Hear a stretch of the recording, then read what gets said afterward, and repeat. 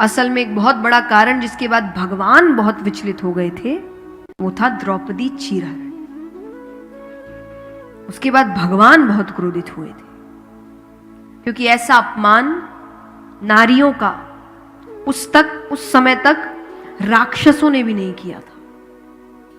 राक्षस भी बंदी बना रहे थे केवल। ऐसा अपमान जो आज राजा कर रहे थे वो राक्षसों ने भी नहीं किया। इसीलिए इतना बुरा अंत आया। तो यहां पर महाभारत का प्रसंग है। अब लड़ाई झगड़े तू मैं चल रही है। यहां पर भगवान पांडवों के साथ अब ये विचार में लगे हैं कि जरासंध का क्या किया जाए। जरासंध कौन हुए? कल बताया मैंने, कंस के ससुर। बहुत परेशान, इसी की वजह से भगवान ने द्वारिका नगरी बसाई। बहुत परेशान कर रहे हैं भगवान को, बहुत पापी, पर पाप का घड़ा भर नहीं रहा। क्यों? क्योंकि वो दान बहुत करते थे। दान करने से आपके पाप कटते। अब आप इससे कोई आइडिया ना लगाए,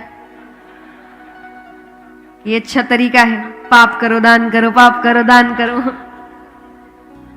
ये मतलब कुछ और रखती है। जैसे गंगा जी में स्नान करने से धुल जाते हैं, ऐसे थोड़ी होता है। आप किसी के साथ गलत करके आगे गंगा जी में डुबकी लगा लेंगे और पाप धुल जाएंगे। तो ना कि जो पाप हमसे अनजाने में हो जाते हैं, जिनका हमें पता नहीं चलता, हमारी मानसिकता ऐसी नहीं है, भाव ऐसे नहीं थे, अनजाने में हमने किसी को तकलीफ पहुंचा दी, तो इन चीजों से वो पाप धुल जाते हैं। सोची समझी साजिशें नहीं धुलती। कि आपने सोच समझ के कोई पाप किया था, आपको पता था आप क्या कर रहे हैं, और आप जाके एक डुबकी लगा लेंगे और आपके पाप धुल जाएंगे या दान कर देंगे, नहीं। तो वो दान की आड़ ले रहे थे। फिर भगवान ने अंत कैसा किया वो भी सुने। तो वो दान बहुत करता था। दान वो केवल ब्राह्मणों को करता था। दान भी कैसा? जो मांग लो, वो मना नहीं करेगा। भगवान पांडवों के साथ, अर्जुन है, भीम है, उनके साथ ब्राह्मणों का रूप लेकर जाते हैं। पहले तो अपनी मर्जी से कुछ देता, भगवान ने कहा ये सब नहीं चाहिए। तो कहे फिर बताओ क्या चाहिए, जो मांगोगे।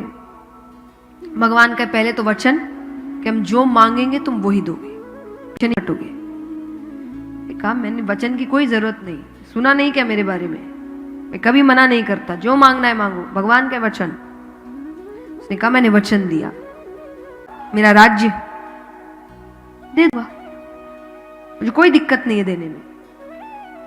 अब आपको लग रहा होगा कितना तो अच्छा आदमी है, कौन राज्य दे सकता है।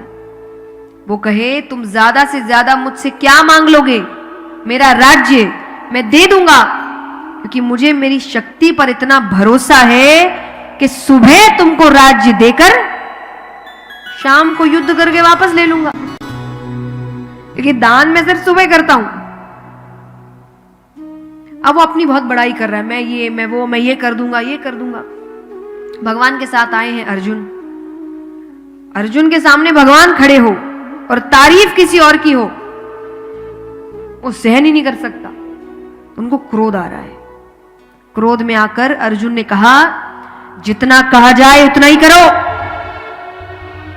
अब कहा तो कोई बात नहीं, पर जो हाथ दिखाया ये गलत कर दिया।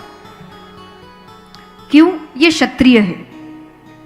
क्षत्रिय अधिकतर उस समय रक्षा का कार्य ही करते थे। रक्षा का कार्य कर रहे तो वो बाण चलाते हैं, प्रत्यंचा चढ़ाते हैं, तो उसमें हर क्षत्रिय के अंगूठे पर एक निशान होता है। अर्जुन ने जब हाथ दिखाया तो जरासंध की नजर उसके अंगूठे पे पड़ी। वो खुद क्षत्रिय, तुम तो क्षत्रिय हो। अब इनको लग रहा है कोई बहरूपी आए हैं, तो सेना आ गई। भगवान अर्जुन की तरफ देखे, अच्छा खासा काम चल रहा था, सब अपने असली रूप में आते हैं। जरासंध कहे कृष्ण क्या चाहिए तुमको? भगवान के युद्ध करना है, पर मल्ल युद्ध, सिर्फ मैं तुम, अब सेना बीच में नहीं आएगी।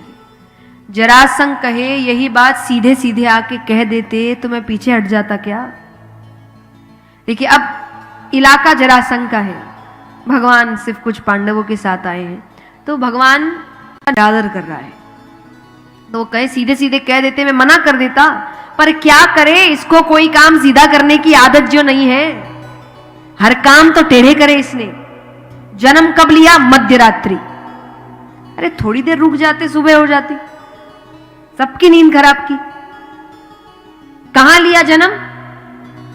जेल में, जन्म लेने की जगह है। अरे जरासंध कहे भगवान बने फिरते हो, कुछ भी लीला करते कि देवकी माता को थोड़ी देर के लिए महल जाना पड़ जाता, पर जेल के अंदर जन्म लिया।